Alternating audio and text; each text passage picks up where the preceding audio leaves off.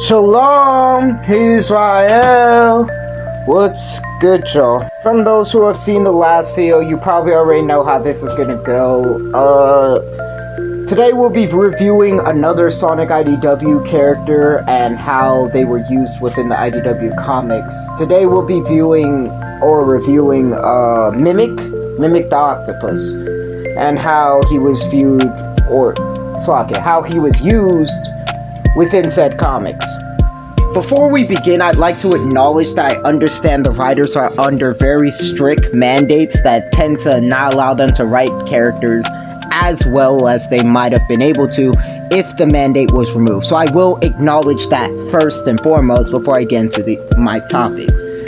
Okay, with that out of the way, I'll start with my 3 points. The first point that I'd like to bring out is that he is overall too obsessed with Whisper. I feel like as a mercenary and as an assassin, he doesn't really go after other targets besides Whisper. You read the entire comic and he doesn't really do anything else but obsess over Whisper and torment Whisper. And it's kind of pushed as this thing as because he doesn't like having a job unfinished. But then the comic will constantly push this idea that he's a self-preservist. Like he wants to survive, right? And he'll do whatever it takes to survive, but he's going after Whisper. Now, Whisper has made friends with very powerful people, including the likes of Sonic. So, as someone within his position and with his job and track record, I just feel like it's kind of foolish for him to try and go after someone like that. And in my personal opinion, it makes no sense for him to be so obsessed with Whisper to such a large degree.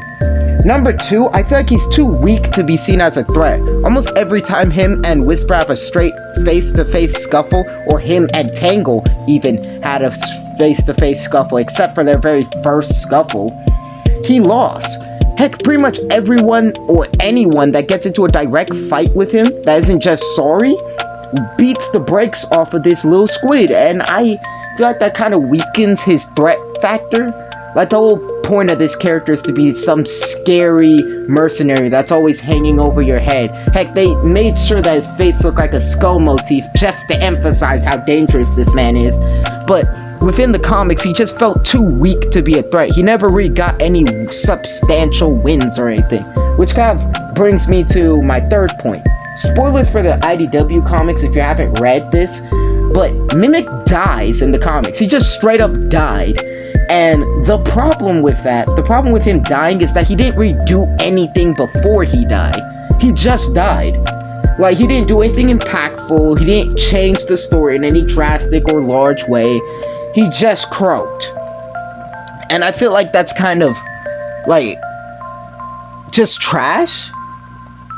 You know what I mean? I mean, don't get me wrong. I'm not saying that I would have liked for Mimic to have won every battle because, oh, look at him. He's the writer's OC. He must be good in the Sonic universe or whatnot. But I'm just saying I would have really preferred it if he was a little stronger. He just felt far too weak, too obsessed with Whisper, and died before he just did much of anything. Like, if you look at everything he's done in the comics, even when he was working under Clutch, from the very beginning all the way to his death, you'll see he hasn't really done much of anything.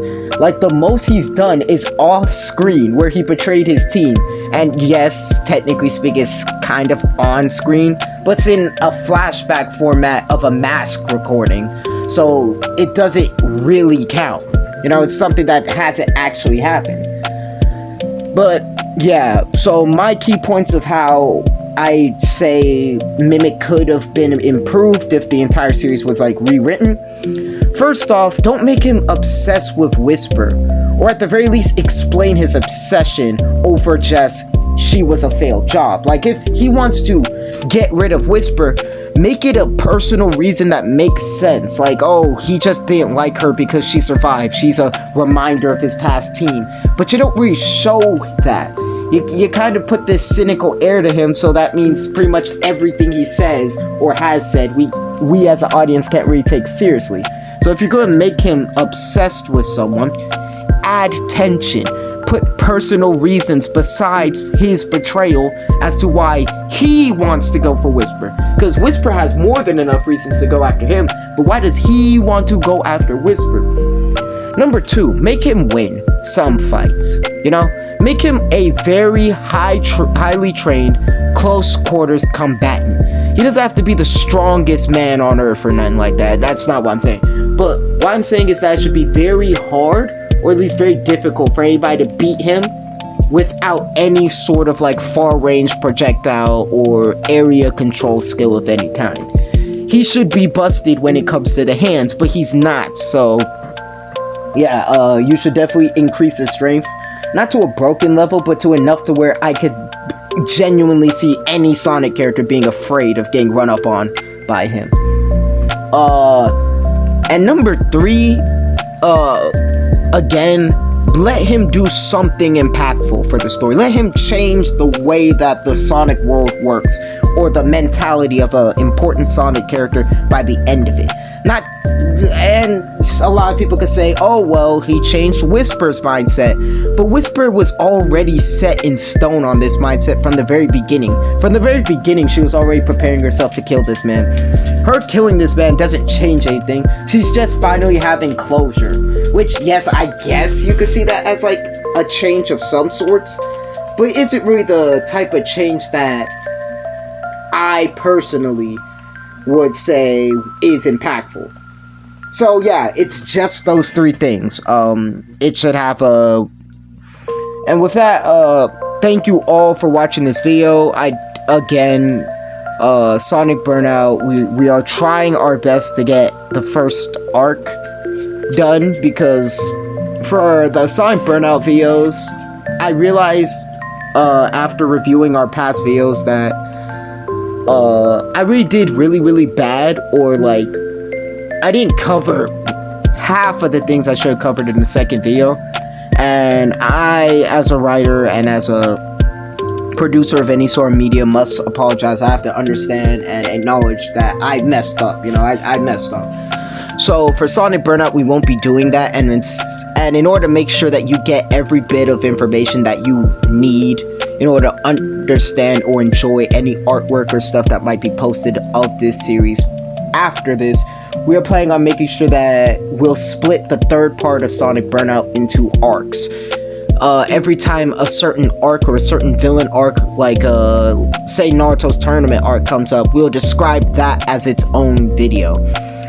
We hope that you guys please give us a little bit more time. You know, it's taken us a little longer than we would have liked, but you know, the video will come out, so if the Lord allows it, so stay tuned.